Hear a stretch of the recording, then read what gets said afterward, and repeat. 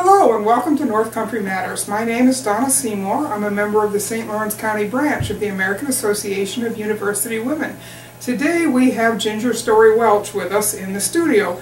Ginger is a leader with North Country 350 Alliance up here in the North Country, and we're going to be doing an update with her about all of the information that is new on climate. And boy oh boy, has there been a lot of new information on climate, Ginger.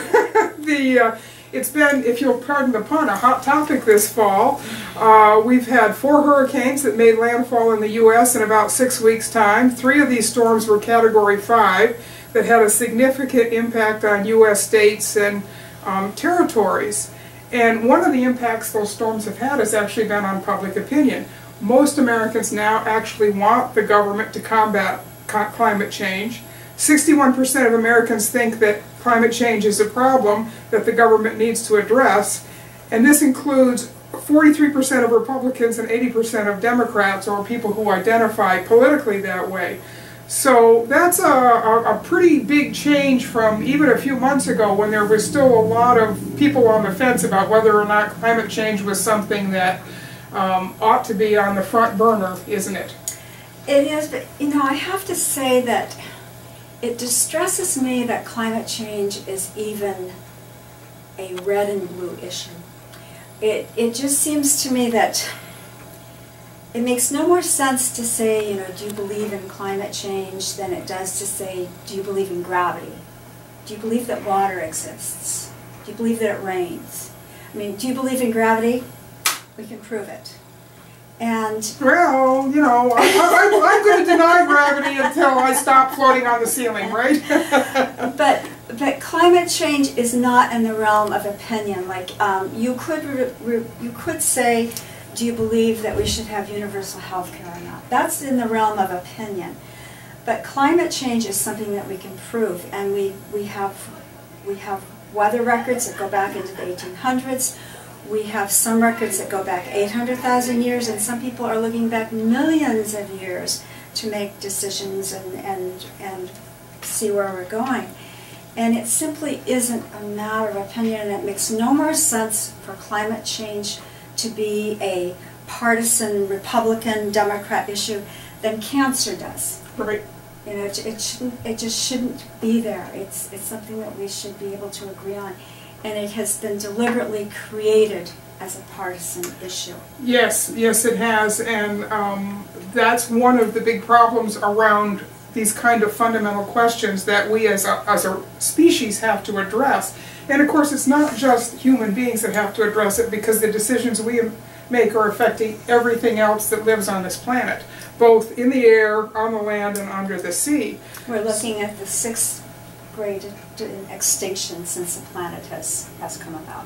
And that has not worked out well for most creatures when they have gone through one of those events, has it? No. So we have this, we still have this political disconnect in terms of how some of our political leaders are responding to this issue, even though the people, as is often the case, have gotten further ahead of where their leaders are. And that's one of the big issues that North Country 350 is trying to address, isn't it? Is to work with local governments and to support people who are recognizing that climate change is real and it's happening now, and that there are things that we can do locally to make a difference. Mm-hmm. So let's talk a little bit about some of the recent activities that you have been involved in and North Country 350 has been involved in. Not that long ago, the Associated Colleges of the St. Lawrence Valley held their Sustainability Day. This year it was held at SUNY Canton. So tell us a little bit about that event and how important it is in the overall goal of educating people about what's going on.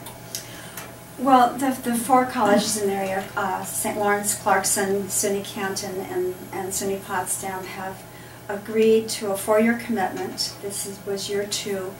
To have a Sustainability Day. Last year it was at Clarkson, this year it was at SUNY Canton, and the goal is to promote awareness of sustainability and things like that. I went to the complete one last year. It was excellent. There were a lot of good talks, good workshops, things of that nature. And I went to part of this one this year, and it was great. I especially liked the keynote speaker, Larian Merkuriev. He is an Aleutian elder from Alaska, and he was just an extremely powerful speaker. You know, he approaches. First of all, he said that in his language there isn't even a word for sustainability. It's simply how they live. Mm-hmm. And he proceeded to talk about how they lived, and it was very powerful to listen to him speak. He sees these issues as primarily a spiritual issue, not necessarily religious, but just in the heart. Mm-hmm. And that the fact that we have quit living in our hearts and live as, he calls it, mental beings. It's sort of like using capitalism as your form of government instead of democracy, which is really what we do in this country now. It's all about the money. It's not about justice and doing the right thing for the right reason. Yes, money speaks in our nation right now. Yeah, absolutely. But no, the Sustainability Day is a great idea. You know, and I think it's also interesting that it was an Aleutian who spoke so powerfully, because Alaska is one of those places that is really on the cutting edge of they're seeing places that where the permafrost is melting and buildings are collapsing because they were built on something that was never going to thaw, and all of a sudden now, because of climate change, there's thaws. There are indigenous peoples whose islands are being flooded, and they're having to move because of that. And certainly they're seeing a difference in their way of life and the kind of traditional activities that they've been able to pursue for generations because of climate change. So listening to someone like that on that front burner of climate change is very important, isn't it? Right. The poles are being affected much faster than the middle latitudes. Right. Was there a good turnout this year in terms of people coming in? I know that the colleges want to make sure that this is a worthwhile event to put on, and part of the way they judge that is by how many people show up. The auditorium had a good number of people in it. So Good. So more and more people are taking advantage of it. And October 7th was the 3rd annual Climate March. That was held in Saranac Lake this year. How did that go? The 3rd annual Adirondack Climate March. Oh, pardon me, yes? It went well, and I think the most interesting part of it was that we had Lance Clark speak. Lance Clark lives down around the Glen Falls area.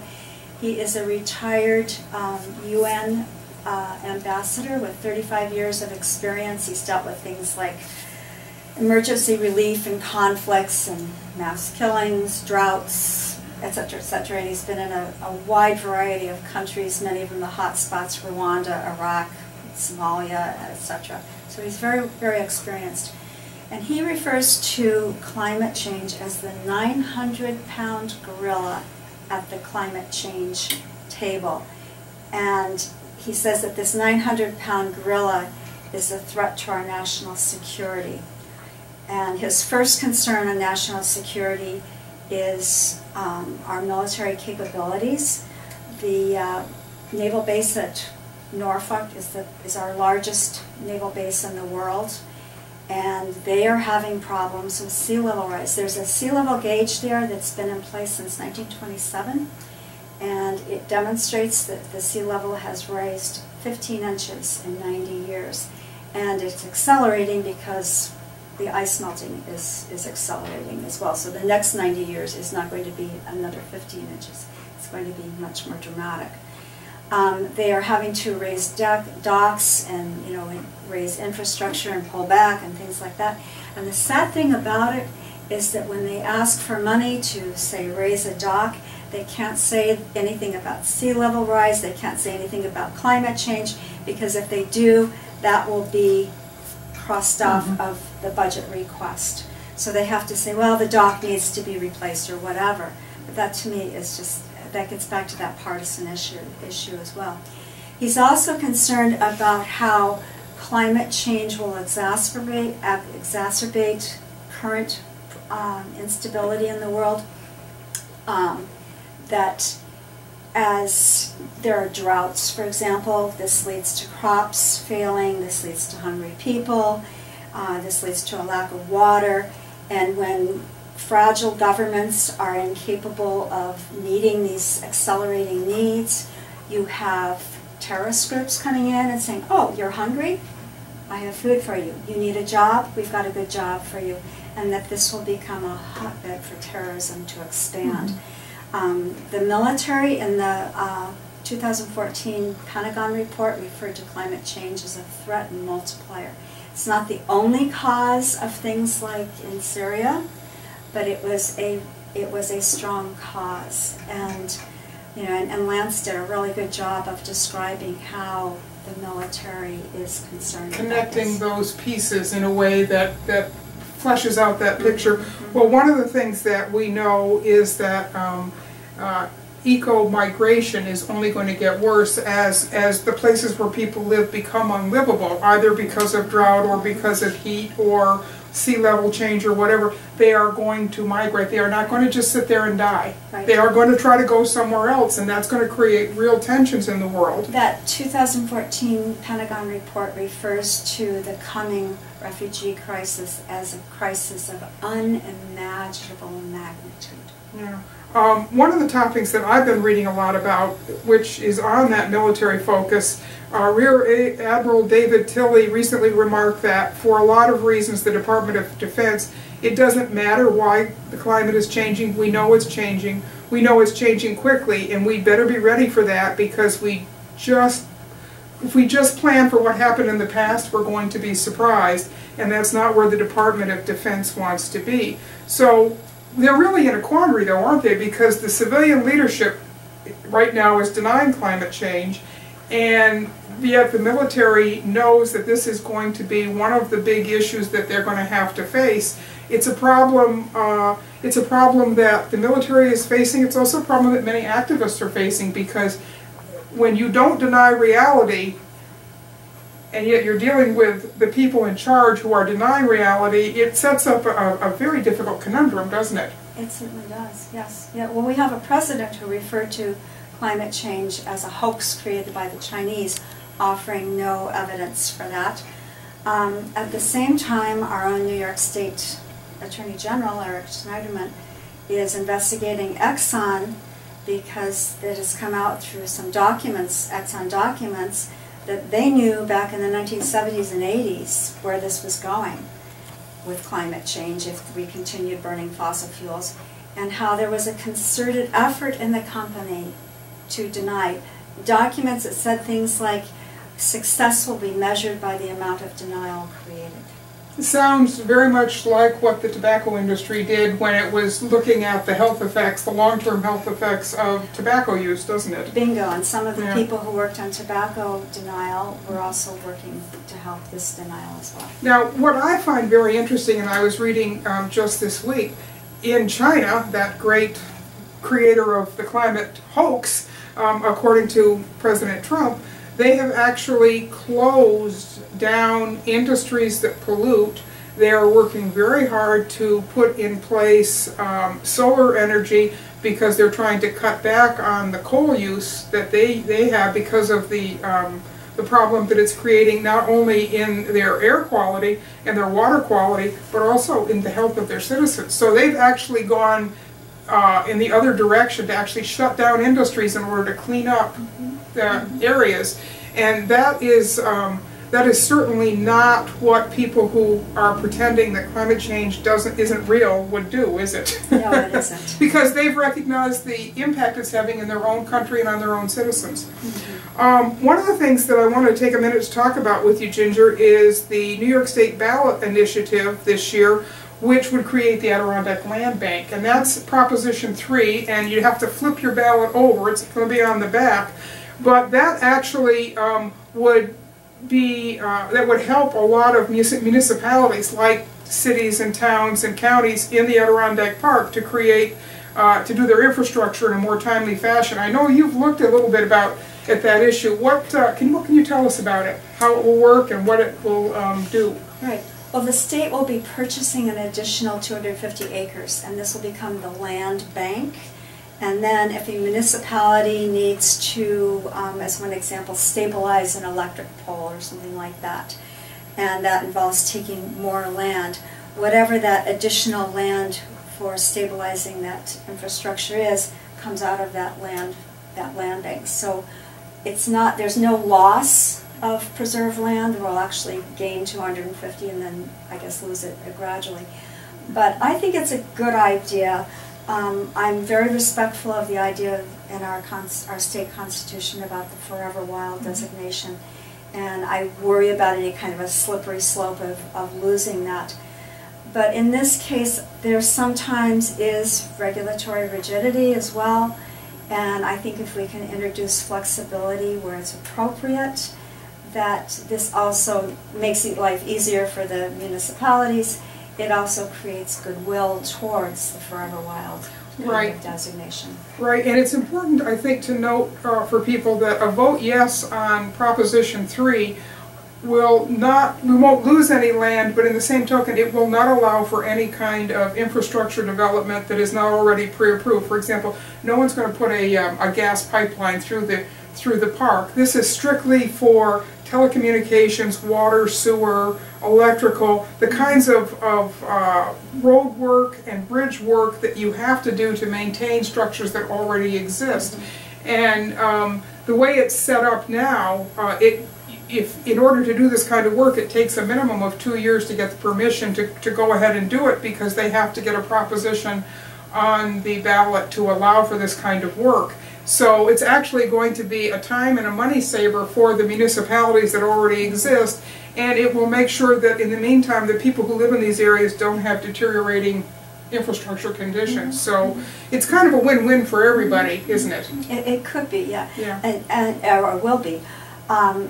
In some cases it enables them to drill a new water well to meet water quality standards. And if you have to wait for a long time, that means people are drinking inferior water.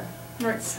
And, you know, we saw through the Adirondack Park 4 years ago when Superstorm Sandy came through, there were some pretty big infrastructure needs that had to happen pretty quickly because of the damage that that very powerful storm did in many sensitive areas. So kind of getting ahead of that process makes a lot of sense, doesn't it? Yeah, okay.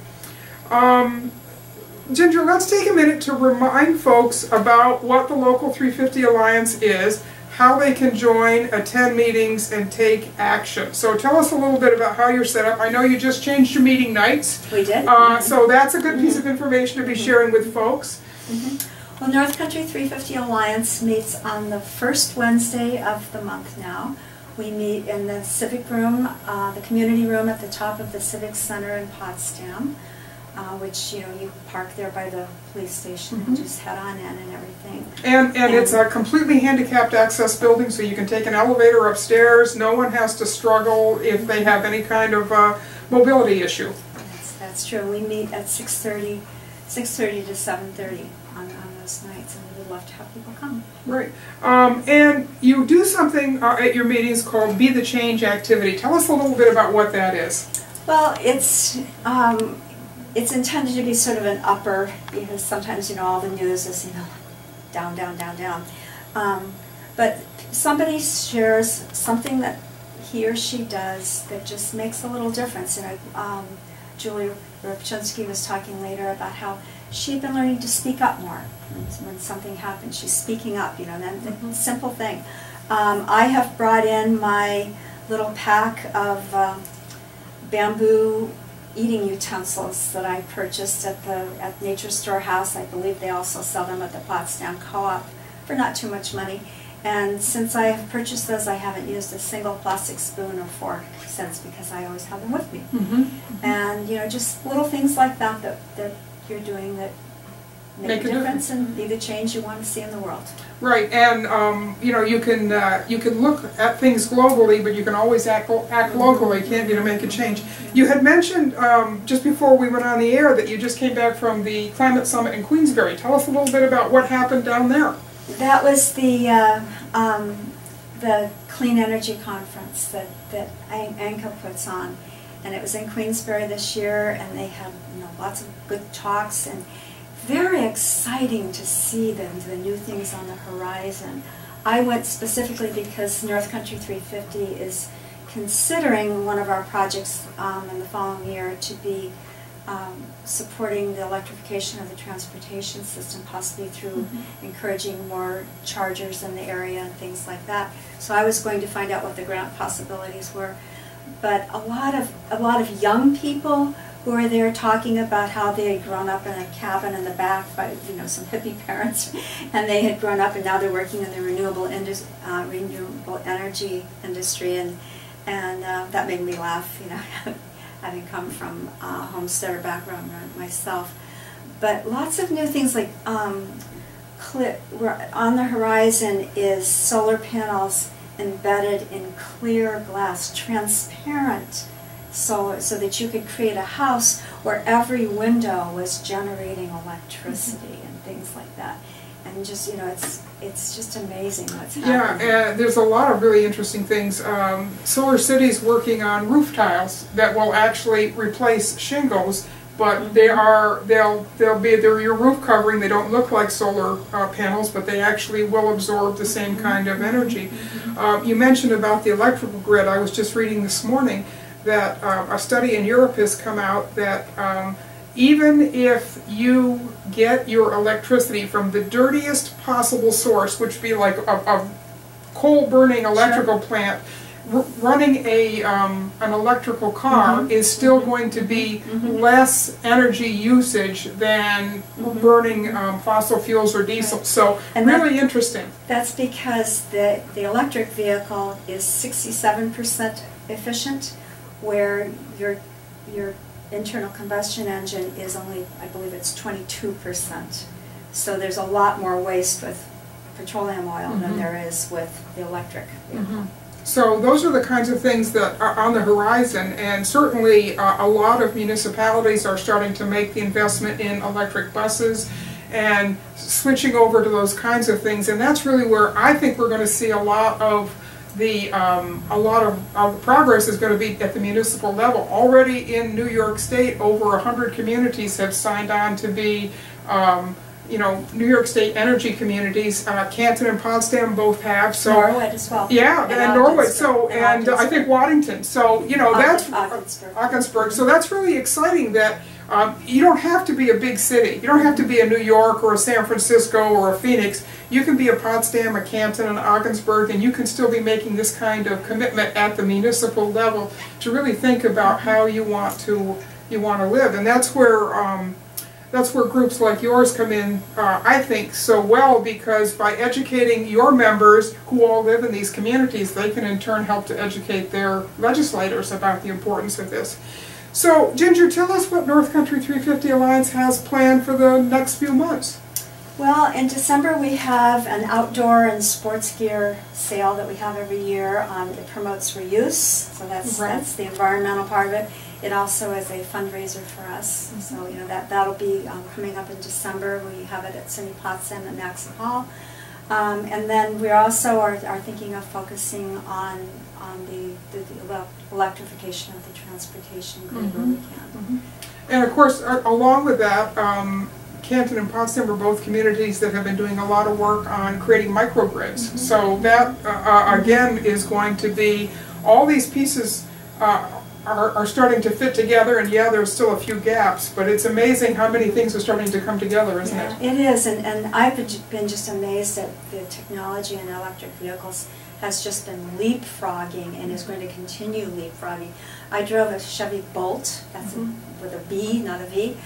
It has a range of 238 miles. The owner said he was getting 260 some miles.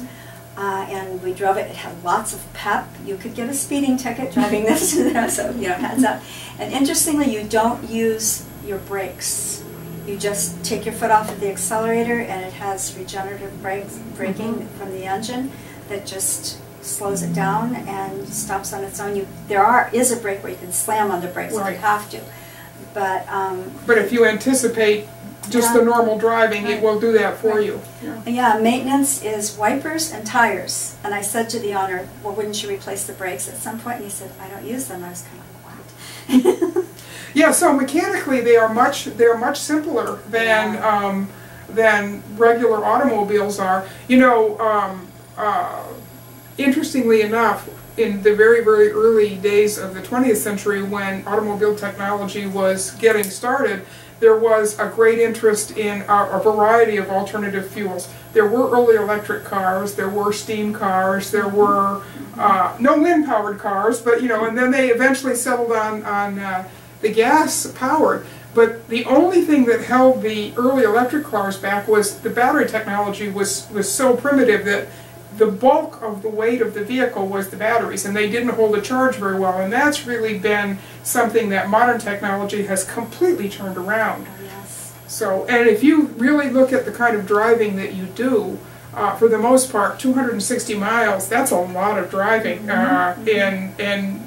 in one fell swoop. So for people who are running back and forth to work and going to the store and things like that, you can probably afford to just charge your car on the weekend and not worry about having it plugged in 24/7, can't you? So, well, Ginger, I appreciate you coming in today, and it's always nice to hear about what 350 is up to, because you're up to a lot, and this is an exciting time to be involved in alternative energy and these kinds of sustainability issues, because many of us have looked at what's happened to some of these other places and realized, for example, like Puerto Rico, where 25% of folks now have power back on 6 weeks after Hurricane Maria went through, that we really do need to think about how we're going to live if something big and bad happens. You want to be as self-sufficient as you can be, so that you don't run into trouble long term. The microgrid idea is a very good one. Yes, it is a very good idea, so thank you for coming in. So these conversations have been a production of North Country Matters, which is filmed here in the Fred W. Cleveland Computer Center of the Potsdam Public Library. This show is a civic collaboration between the American Association of University Women of St. Lawrence County, the League of Women Voters of St. Lawrence County, and the Potsdam Public Library. Until next time, remember, our North Country Matters. Ginger, thank you. This is just great to have you.